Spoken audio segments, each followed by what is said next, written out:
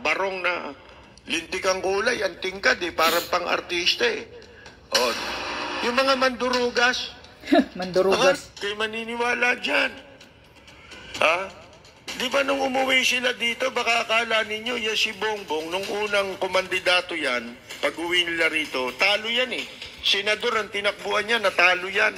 Correct. Mga kaibigan, 1992. Mabaho pa sa tayo yung mga hinayupak na Marcos noon. Kumandidatong senador yan. Di ba? Akala ba ninyo makakakain kayo ng doon sa handaan nila? Hindi kayo makakakain doon. Yeah, matapobre mga hinayupak. Di ba? Ni parang pusang puyat, pusang payat. Hindi nyo kategorya yun Yung pusang payat, di ba? Yung nag-aantay ng malalaglag na mumu sa lamesa.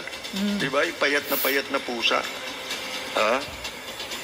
Hindi kayo ganun Kaya huwag kayong magpakabaliw.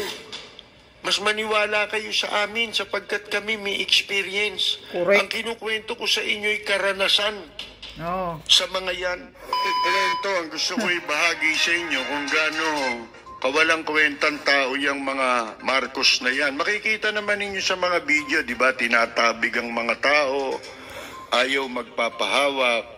Kasi akala nila, sila ibang klase sila, hindi sila tao. Katulad nung sabi ni Admiral, di ba? Yung binasa natin kagabi. Wala namang yan Wala namang pakialam yan. Kayo mga nagpapakamatay na loyalist hanggang ngayon. Hindi pa kayo natatauhan. Kasi palibasan, hindi naman kayo nila kilala Ang mga dyan, kilala lang dyan, yun lang ang nakikinabang. Panahon ng loyalist hinuthutan pa kayo ng barya-barya, di ba? Oh my gosh. Ito si Alona Alegre nga pala, maalala ko. Namatay na raw yan si Alona Alegre. Yan, kilala ako niyan, si Alona Alegre. Alam nyo, may isang pagkakataon sa isang press conference ni Imelda. Nandun ako Presidente noon, si Presidente Ramos na, ang presidente noon. Si Cory pa pala, malapit na magkaroon ng eleksyon. Nakaupo ko sa isang malayo, konti pa tao. Dumating si Imelda, hindi ko alam na darating si Imelda ron. Umupo ron sa presidential table at meron akong binabasa kaya nakayuko ako Tapos biglang may lumapit sa akin natataranta na sabi, "Huy, tinatawag ka ni ma'am." Pagtingin kong gano'n, nandun pala si Imelda. Di lumapit ako. Tapos sabi niya sa akin, bakit narito ka? Kasi dito ako may standby lagi, ma'am ganun ba? Sige, mamaya mag-usap tayo. Biglang dumami tao. Mga kaibigan, dami. Napuno kasi maliit yung venue. Napakaliit ng venue. Punong-puno ng tao. Nakita ko si Alona Alegre nung hinatid na namin si Imelda pababa. May elevator Hinatid ko ron hanggang sa elevator. Tapos pagbalik ko, kinukuyog ng kapwa loyalist si Alona Alegre. Umiiyak sa akin, sabi niya, "Percy, inaaway nila ako." Nakita ko pa, dinuran siya nung isang matanda sa mukha Yung mga nagkakaperak sa rally. Hindi ako pwedeng makialam, baka madamay ako, baka bugbugin yung mga babae na matatanda Mga kaibigan ayaw nila na mapapalapit ka siguro kay Imelda. Si Alona Alegre nasaksihan ko hirap niyan. Wala namang kinikita yung tao doon sa rally. Minsan nga natutulog pa yan sa kubol. Doon sa may tapat ng PICC, nakita ko minsan yan, tinawag ako Sabi niya, saan ka pupuntahan niya? Gabi na uuwi na ako kako. Nakita ko paghihirap ni Alona Alegre sa kilusan ng mga loyalista ni Marcos. Yan ba mga yan natulungan nila? Sabi ko nga sa inyo, di ba may mga taong gumastos pa ng pera, naubos ang kayamanang naimpok. Dahil dyan, inaasahang ibabalik sa kanila. Wala po. Nung umuwi dito si Imelda at ang kanyang pamilya, hindi sila nakalapit eh. Mabuti pa ako eh. Napatawag ako eh. Doon sa Philippine Plaza, di ba doon sila unang tumuloy? Si Imelda, may litrato pa kami ron eh. Mga kaibigan eh. Pero namatay na tatay ko na, wala na silang maitutulong eh. Mga kaibigan eh, hindi tinulungan ng tatay ko eh. Eto, sa isang mga rally na yan, ng loyalist, meron akong isang taong nakilala. Ang pangalan niya, si Major Manny Igrubay. Matangkad na tao ito eh. Kasi nga, alam nila, nasa radyo ko, nakikinig sila eh. Sabi, ikaw ba niya yung, may idea ko eh. Ikaw pala yung Percy Lapid, sabi, nakikinig kami sa iyo eh. Ganun ba? Naging mabait sa akin itong taong ito, nakipagkwentuhan, hanggang sa in-interview ko siya. Pinakilala niya sa akin ang sarili niya sa pagkukwentuhan namin. Kaya naging magkaibigan kami nito eh. Namatay na rin ito. Ang kwento niya sa akin, sabi niya, paano mo ba yung pulis sa Quezon City? Sabi ko, sino? Yung Rolly Lapid? Tsuhin ko kako yun. Ganun ba niya? Kapitbahay ko yun sa Project 4 eh.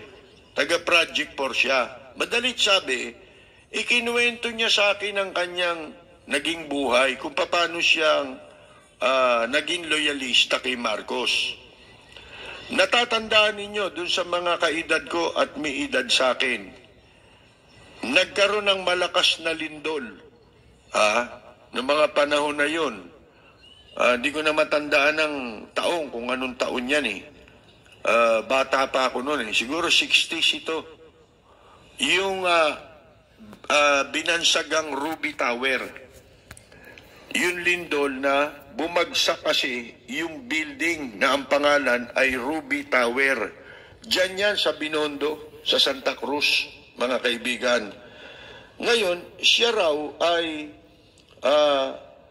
nung nabalita sa radyo na gumuho itong Ruby Tower, karamihan na nakatira dyan, mga inchik. Mga taga dyan sa Binondo, puro inchik ang nakatira dyan. Maraming natabunang tao ron. Aba, nung grabe. gumuho yung building na yon. Lupit. At itong si Manny Igrubay, ay, sa kwento niya sa akin, siya ay pumunta ron para sumaklolo sa mga tao na natabunan para makapagligtas ng mga tao. At dahil doon sa kanyang magandang hangarin na yun, alam ba ninyo, nakatagpo siya ng isang kahon na nagpunong-puno ng alahas. Wow, grabe ha? Mga inchik eh, di ba? Daming mga gold. Kaibigan. At ito ay isinuli niya. Isinurrender niya sa mga otoridad. Napalathala raw ito sa pahayagan. At nung mabasa ito ng Malacanang, ay pinatawag siya ni Marcos. Pinahanap siya. Nung siya ay ipatawag, tinanong kung ano trabaho niya. Wala siyang trabaho. Ilalagay kita sa customs. Dahil matapat eh. Diba? Akala ni Manny Igrubay ay matino yung customs. Nilagay siya ron. Siguro doon na niya natamo yung kanyang rango na major sa pulis. Pero hindi siya nagtagal doon sa pagiging empleyado ng customs. At nung makilala ko siya, mahirap siyang tao eh. Ibig sabihin, hindi siya nagpayaman. Hindi diba? magnanakaw. Hindi siya nagpayaman. Yeah. Hanggang sa nakikita ko lagi yan sa rally, halos walang pamasahiyan. Wah, grabe naman. Hindi kumakain. Pagka napagod, natutulog na lang kung saan pwedeng matulog. Kasi alam nyo mga rally noon, ano yan eh, yung hindi umaalis, yung mga tao, halimbawa dyan sa harap na US Embassy, hindi na sila umaalis dyan. Kung saan sila nagtipon para mag-rally, hindi na aalis doon. Babalik sila at babalik doon para makapag-ipon ng maraming tao. At doon na natutulog. Ang panghina, mga kaibigan. Yan ba natulungan nila yan? Nung mamatay yung mga yan, nandito na sila Marcos noon eh. sila Imelda. Pinahanap ba man lamang nila ang mga taong nagmalasakit sa kanila? Hindi. Mga kaibigan yung kaninang kinukwento ko sa inyo, si Alona Alegre. Alam ba ninyo, nung inihatid ko si Imelda, bumalik ako sana, papasok doon, bumalik ako, no? Para magkape ulit. Abay, maya-maya, may tumatakbo na naman na tao.